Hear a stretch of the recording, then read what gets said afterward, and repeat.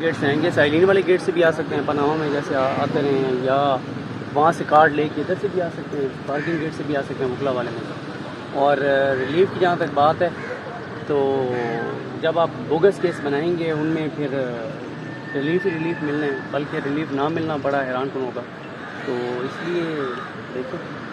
خان صاحب رات کو اسٹے کر رہے تھے یہاں پہ، بشرا بیوی بھی ساتھ ہیں، تو کیا ان کی نیکسٹ اسٹریٹجی کیا ہے؟ ادھر ہی اسٹے کریں گے، واپس زمان پاک جائیں گے؟ اس حوالے سے تو نہیں پتہ، میں خیال اگلے 2-3 دن میں انہوں نے کچھ 30 سے 35 کیسز میں اور مختلف معاملات میں پیش ہونا، تو میں اس لیے آئے ہیں 2-3 دن میں۔ بہت شکریہ۔ خوبصورت لگ رہے ہیں، آپ کی نظر کا کمال ہے، سونا سونا لگ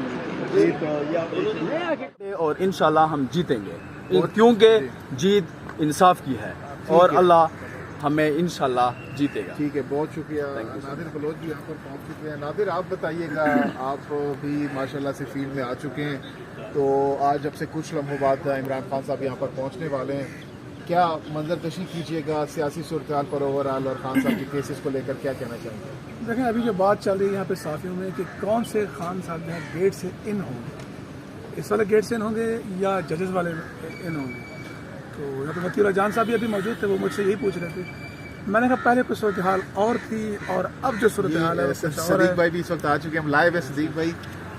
یہ بھی ہم بات کر رہے ہیں کہ خان صاحب کس گیٹ سے ہیں گے، آپ بتائیے گا، آپ کے پاس کیا انفارمیشن ہے اس حوالے سے؟ خان صاحب کون سے گیٹ سے آ رہے ہیں اور کیا کوئی ریلیف ملنے والا ہے آج ہمیشہ کی طرح عمران خان صاحب کو؟